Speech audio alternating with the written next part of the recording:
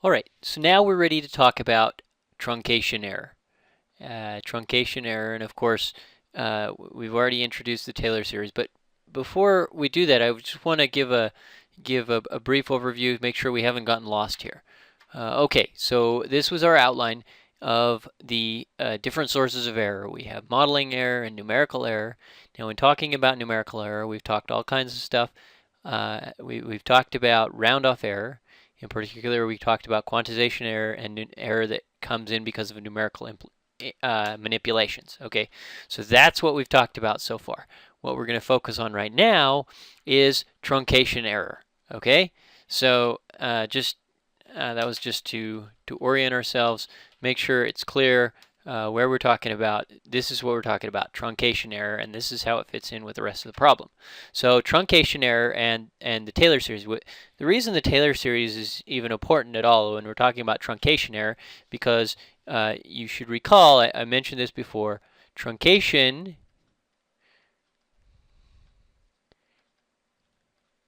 error refers to truncation of something. Truncation of what? Truncation of an infinite series.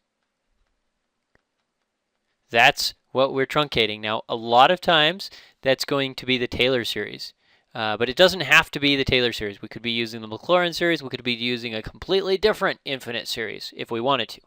But truncation error refers to truncation of an infinite series. In other words, cutting off those higher order terms. If we recall our example with the Taylor series, we have f of x equals f of f of a plus f prime of a over 1 factorial times x minus a plus f double prime of a. We're going to run out of room here. F double prime of a over 2 factorial all times, I'll slide over here for a second, all times x minus a to the a squared plus dot dot dot, right? All of these higher order terms, truncation refers then to taking some terms of this series, right, and chopping them off, ignoring them, right? And we know that when we do that, since our truncation error, since our approximation was only good if we included an infinite number of terms, we introduce error when we truncate an infinite series. Okay, so we can get a little bit more technical about this. You'll recall that we can have an nth order approximation, fn of x equals, well, it depends on what n is, but it's going to be f at a plus f prime of a over 1 x minus a plus dot dot dot, right? And then we're going to include the nth term, f, and it's going to be the nth derivative of that over n factorial times x minus a to the n plus, right? Plus nothing, right? That's the nth order approximation, and we know that we're going to have f of x is actually equal to f, our nth order approximation, and this is an equal sign, plus some remainder term, and we're going to call that remainder term Rn. All right, so this Rn, this is our remainder. This is the part this is the error part. This is the part that we are. This is truncation error. Truncation error is precisely given by this term, this remainder term. Okay, so now we can go down. We can be a little bit more precise about this. I need to slide over a little bit. I have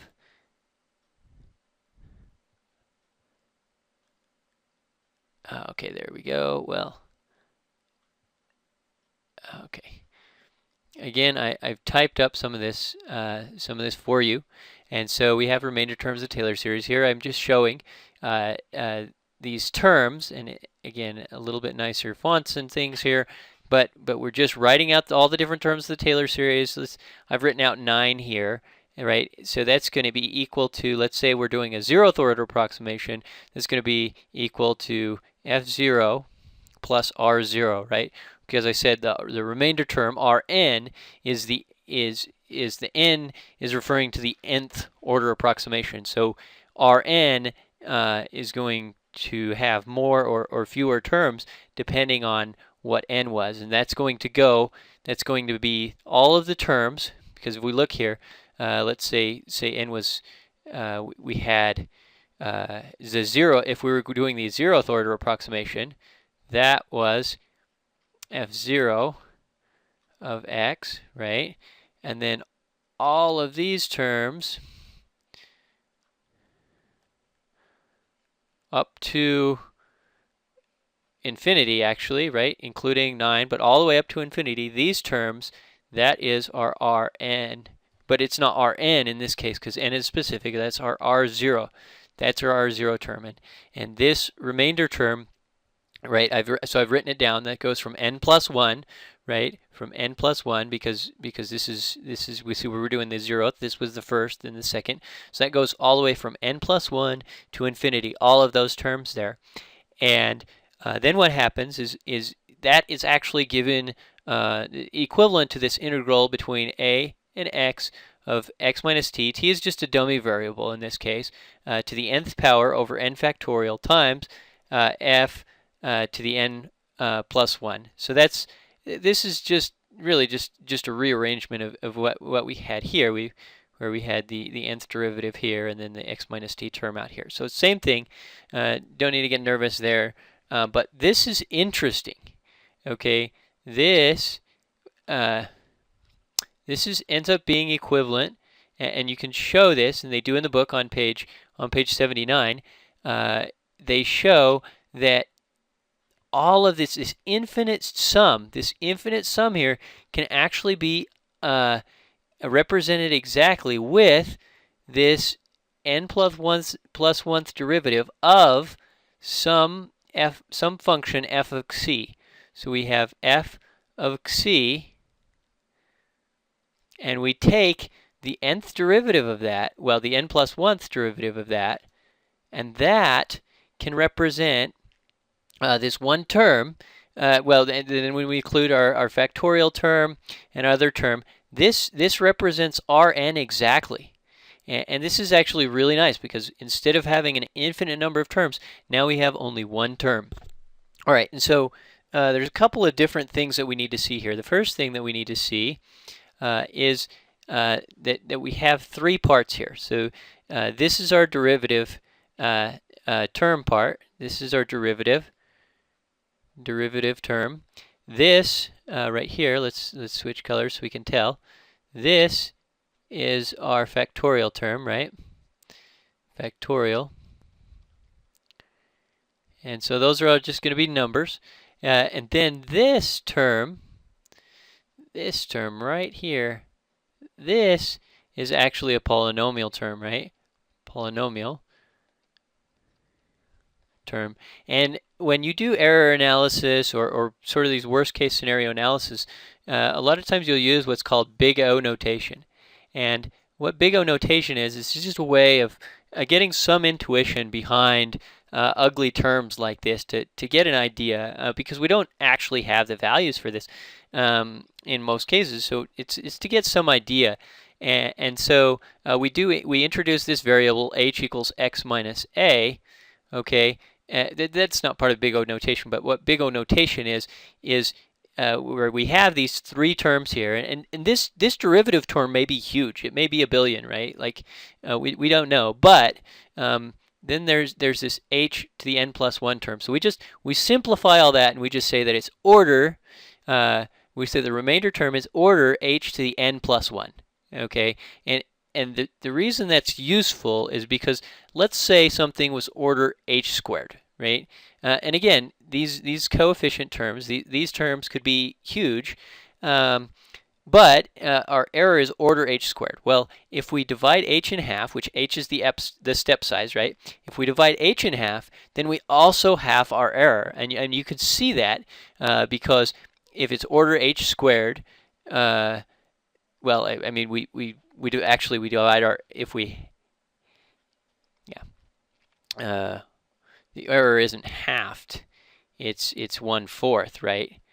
Because our error was h before, and then we have h over 2 squared is h squared over 4. So our error is not halved, but it's fourthed. Now, if our error was order h and we halved our step size, then our error would be halved as well. And so you get that idea, but we have to use this big O notation to get that.